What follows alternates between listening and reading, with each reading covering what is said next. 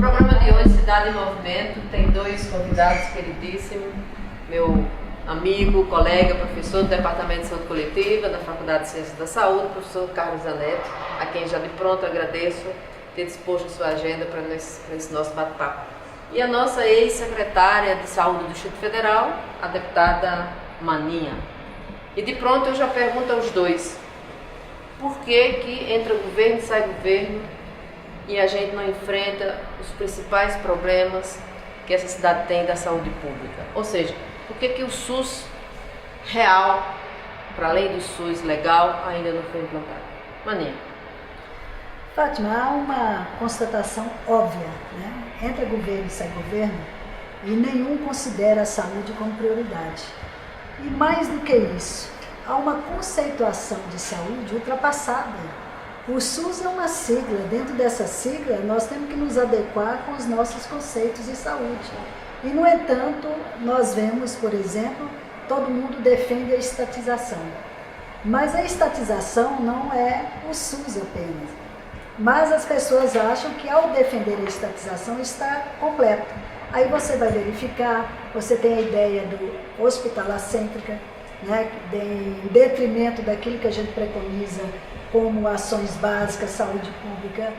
Aí você consegue perceber que a saúde é muito mais um investimento de compra de alta tecnologia do que propriamente procurar a prevenção, a busca de um conceito mais geral de que saúde não é apenas o bem-estar físico, né? É muito mais do que isso. É a cidade onde você mora, é o equipamento que você usa. Então, acho que o entendimento do SUS, os nossos dirigentes não conseguem assimilar. E ao não assimilar, como também secundarizam a saúde, transformam o conceito de secundarização naquilo que a população de todo o país, e principalmente desse Distrito Federal, está percebendo, que está falido. Não é que o SUS esteja falido, mas o conceito e os equipamentos que nós utilizamos estão falidos. Professor Zanetti. Fátima, eu acho que o Distrito Federal ele é vítima de uma vantagem comparativa, né? Eu acho que o volume de recursos disponível para o Distrito Federal possibilitou o Distrito Federal se manter num modelo que era um modelo anterior ao Sistema Único de Saúde, um modelo hospitalocêntrico, né? Se construiu uma rede invejável de hospitais públicos e única, né? Mas esse modelo acabou se transformando numa arapuca, porque manter esse modelo dessa forma e não transitar para um outro conceito de organização de rede, com uma outra forma de fazer, né, com que os processos de trabalho se estabeleçam e que o sistema funcione, né, acabou sendo agenda secundária, né? Manter a estrutura que se tinha, né? E levar ela até o limite da sua capacidade de estender essa sobrevida, dar sobrevida a esse modelo, acabou, na minha opinião, gerando esse estado de que a gente encostou no teto dos gastos, né? A gente tem um gasto enorme e uma resolução pequena, porque como falou a menina, bem dito, que o próprio modelo é um modelo ineficiente, é um modelo cuja alocação de recurso ela é feita de uma forma vencida, né? Não suficientemente atualizada e não suficientemente sintonizada com os desafios e com a capacidade de resposta que a gente sabe que já existe. Mas vocês acham mesmo que o problema é só falta de concepção do gestor do que é esse conceito de saúde? Ou seja, qual é o modelo, vou traduzir como modelo de atenção à saúde? Já pergunto por partes. Existe no DF uma rede física instalada suficiente para responder, por exemplo, as questões da doença?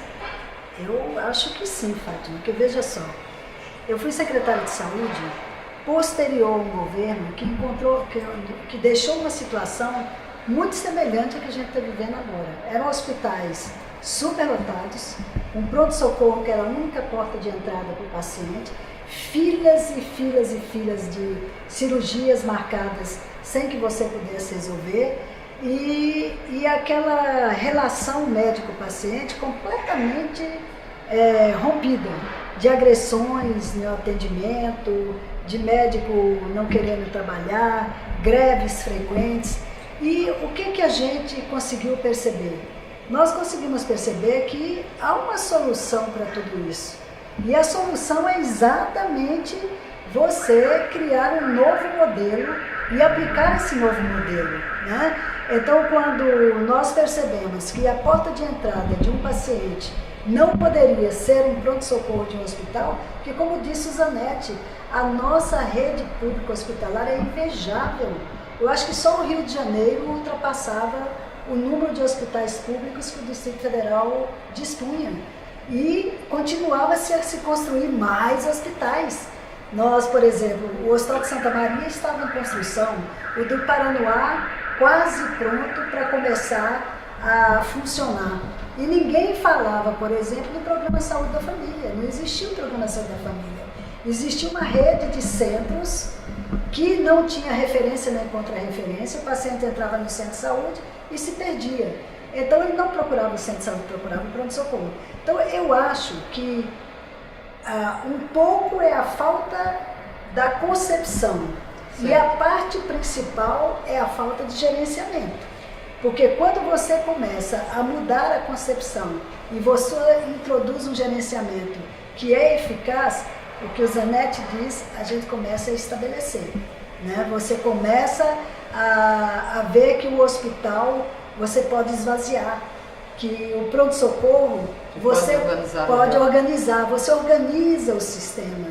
E organizando o sistema ele funciona, e funciona bem. Nós somos hoje 3 milhões de pessoas nessa cidade. A pergunta que eu fiz, eu quero insistir com o professor Zanetti. Nós poderíamos afirmar que num governo democrático, a rede física está instalada, não há necessidade de construção de mais equipamento físico para atender a necessidade de saúde da população? É isso que vocês estão dizendo aqui? Eu acho que quantitativamente essas contas elas podem até se equivaler, né? Mas eu acho que existe uma questão de concentração de oferta em níveis secundários e terciários, e aí obviamente você não tem uma estrutura de atenção primária adequada, né? E qualitativamente, o que você espera de uma unidade básica? Que ela seja uma unidade reprodutora de um padrão de assistência medicalizante, né? É claro que a gente tem que dar resposta do ponto de vista da assistência, mas qual é o potencial de práticas no sentido de promoção de saúde, práticas organizadas em função da vida, que possibilita a gente dar uma outra qualidade, um outro sentido, né? Eu acho que, do ponto de vista estrutural, a gente padece de uma crise que vai além do gerencial. Eu acho que o desenho de Estado, a forma da gestão, a forma como a administração se dá, né, extremamente concentrada no nível central, né? A lógica da concentração, eu acho que ela favorece a grupos de interesse, aparelhar o Estado e ter uma agenda que não é uma agenda de missão da estrutura, do conjunto de oferta, não é uma agenda que sirva a lógica do sistema do ponto de vista constitucional, jurídico e político. Então, quando você tem uma excessiva centralização, né, onde essa centralização favorece um aparelhamento, eu acho que você tem vários grupos de interesse disputando a lógica. E se você descentraliza e dá autonomia crescente para níveis locais, né, ao ponto de você ter a possibilidade de fomentar que as unidades básicas nos seus territórios se transformem em comunidades de prática, onde as práticas de saúde possam estabelecer uma outra relação do paciente com o profissional, que não seja exclusivamente num balcão de atendimento e de assistência contra a doença e contra a morte, mas o que a gente tem a fazer no território a favor da vida? Como é que a gente reconstrói?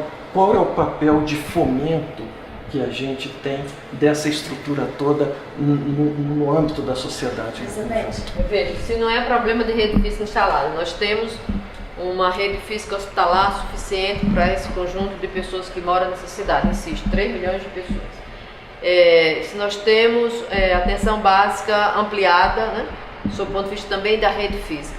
Se você diz que não é problema de gestão, é apropriação do Estado, né, que modelo cada governo que se apropria do aparelho do Estado dá o tom.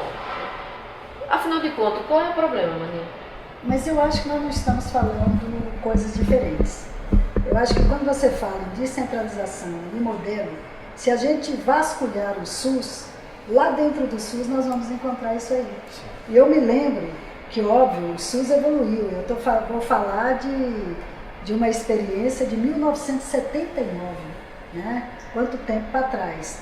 Mas eu me lembro que quando a gente geriu a Secretaria de Saúde, que nós conseguimos estabelecer um modelo de saúde da família, onde você criava toda essa rede. Nós chegamos a quase 90% de expansão dessa rede em todo o Distrito Federal.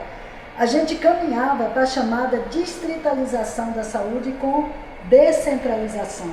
E não conseguimos fazer porque perdemos as eleições e não pudemos implementar isso aí. Mas eu acho que a concepção nova que você traz embutido essa concepção de 20 anos atrás, que, óbvio, modernizada. Claro. E que vai evitar, como você diz, essa disputa de poder interno que aparece mesmo. Na minha vivência prática, a gente via muito bem. Você tinha um secretário com sua equipe e os diretores de hospitais, que naquela época eram os diretores também da região geográfica, e eles tinham poder, mas a gente não tinha autonomia financeira. Se essa autonomia financeira pudesse ter sido feita, evidentemente aquela região teria autonomia da gestão, né? Então acho que essa conceituação que você traz, ela de certa forma, Fátima, nos leva a um raciocínio que eu acho que é o que a população vai querer saber do seu governo. Na prática, o que nós estamos propondo, né? Eu gostei muito do que você disse. Vamos descentralizar, vamos criar uma rede de saúde integrada, entendeu? Com a rede de saúde da família espalhada para todo o Distrito Federal, com essa vivência que não é apenas do atendimento à doença e da morte, é muito mais. Aliás, a Fátima Zanetti fala muito disso aí, e eu até disse para ela assim, explica isso direito. Sim. Ela diz assim, vamos transformar as nossas unidades básicas de saúde em canteiro da saúde, fazendo uma unificação com educação, saúde, bem viver. Eu acho que a gente precisa dizer para a população, porque a concepção ela tem, mas o significado disso aí, para que a população também entenda que ela não precisa ser socorrida no hospital, né? Ela precisa viver bem, né? Ter o médico, a enfermeira, o dentista, o técnico, o agente comunitário à disposição dela, e que ela não precise chegar a um hospital. Mas eu acho que Fátima poderia explicar um pouco essa conceituação para a gente. Sim, e com, com o apoio do meu colega aqui, que essa concepção que a gente usa em sala de aula, quando a gente fala de práticas integradas, né? O que eu quero dizer é o seguinte, todas as unidades básicas de saúde, se vale para os outros equipamentos também, né? Isso vale para os hospitais, que não seja um lugar dessa relação médico-paciente de consulta da doença, mas seja um lugar de ponto de encontro, e seja um lugar onde a população entra no processo de formação dela mesma com os profissionais da área da saúde, ou seja, há uma mudança na lógica. Veja, um paciente com hipertensão, eu dou muito bem esse exemplo em nossa sala de aula. O paciente com hipertensão, em vez de ele ir lá apenas buscar a sua medicação do controle, ele vai para lá para encontrar com outras pessoas que sofrem do mesmo, né, do mesmo adoecimento dele, ou seja, do mesmo agravo que ele. E não é um ponto de encontro, insisto, para buscar medicamento, não é um ponto de encontro para de novo pegar uma prescrição para qualquer outro procedimento que faça o controle dele. Isso é importante fazer, mas é um ponto de encontro para trocar experiência e tal. E ser a unidade básica de saúde, o hospital, qualquer outro equipamento, um lugar da formação do trabalhador da saúde. Porque eu tenho insistido muito, e você, Zanetti, diz o tempo inteiro que não é problema de gestão, eu quero insistir que também é problema de gestão. Não é só problema de gestão, mas também o é. Por exemplo, quando trata as unidades básicas e todos os equipamentos de saúde como lugar de cuidar apenas das doenças. E aí as tecnologias são pensadas para isso, aí os insumos estratégicos, estou falando medicamento, né, os equipamentos, todos eles são dirigidos para cuidar de doença e não para cuidar da saúde. Então, assim, essa lógica que nós temos que inverter, o que nós sempre dissemos, desde o início, né, dos anos 90, em especial quando nós estávamos construindo ali a Lei Orgânica da Saúde.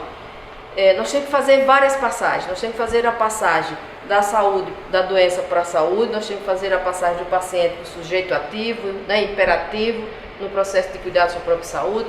Nós temos que sair do lugar dos hospitais e das unidades básicas de saúde para as praças públicas, né? E é isso que eu chamo de canteiros da saúde. Nós temos que sair do lugar da medicalização para o lugar de cuidado interativo entre as pessoas, né, e os profissionais de saúde.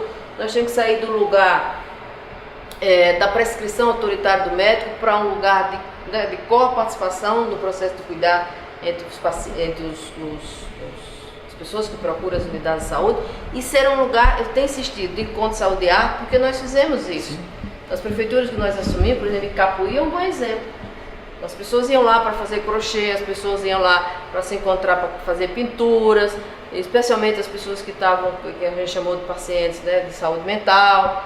Então, a unidade é um ponto de encontro, né, de outras necessidades que não seja para tratar da doença, ainda que seja necessário. O DF Agora, tem... O mais insistente é que, assim, para isso, Mané, tem que ter um plano, que eu tenho insistido, que é um plano de formação permanente dos trabalhadores da saúde e das pessoas que frequentam as unidades. E chamar a população para vir, para mostrar que é uma nova lógica de organização de serviço. O DF tem um exemplo virtuoso de relação da área da saúde com a cultura, estabelecida há mais de 20 anos, que é o Serpis de Planaltina, né, onde a relação dos profissionais com a população, ela não se dá só de forma individual, se dá de forma coletiva, não se dá de forma só no episódio da doença, ela se dá também numa agenda de promoção de saúde, de educação de saúde. Por exemplo, existe forroterapia no Serpis, né?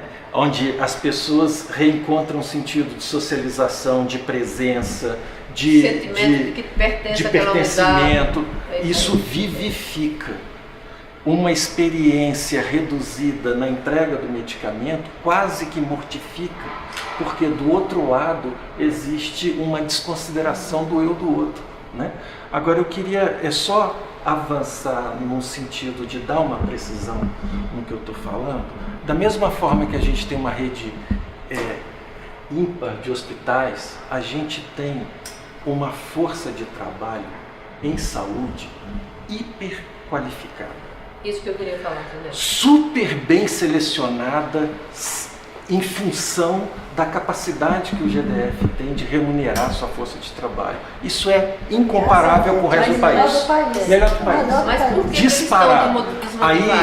Aí é a questão. Entristecidos, isso. Né? Desencantados. Quando você tem um modelo de gestão que não considera a sua própria inteligência... Por isso é um problema de gestão também. Sim, sim.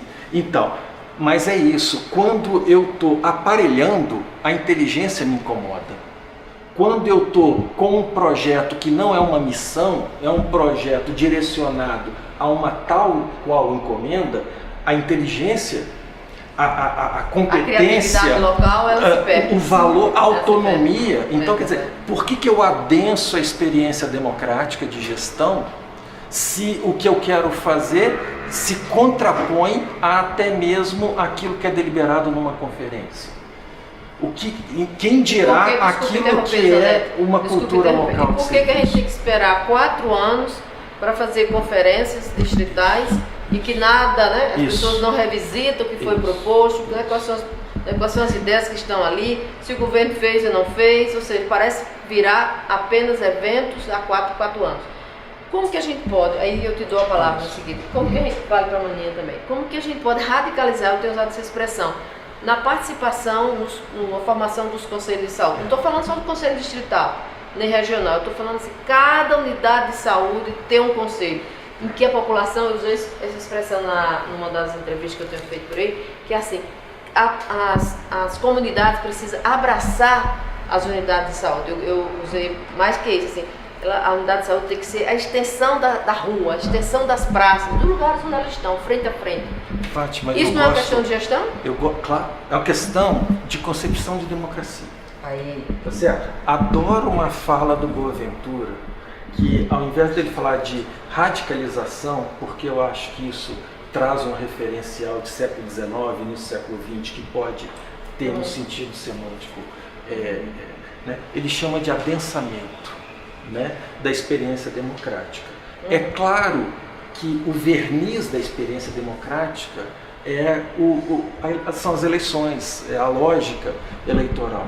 Mas como participar do Estado não sendo um candidato eleito, como cidadão, né? Então, assim, você recoloca qual é o lugar do cidadão na gestão pública.